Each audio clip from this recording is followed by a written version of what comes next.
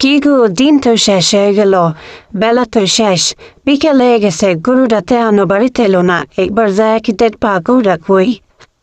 ঠিক হইতাছ, ঠিক আছে, আমি এখনই একবার যাইতাছি, মারে দে দেখতাছি গরুটা কই গেছে এগো না তো জানতে বুদ্ধি আর এলো না তো।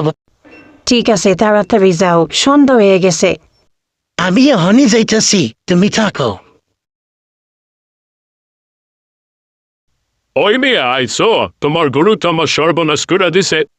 কি বলেন চাচা, কি হয়েছে? আমার গরু কি করছে? ওই মেয়ে, তোমার গরু তো আমার ক্ষেত যা আছে সব খাইয়া শেষ করছে। অন কি করবা? এই গরু আমার কাছে দিয়ে যাও, নাহলে জরিমানা দাও।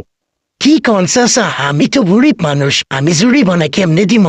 চাচা এইবারের মতন মাফ করে দেন, আর কোনো সময় গরু ছেড়ে দিব না। ওই মিয়া, তুমি কি জমিদারি পাইছো আমার?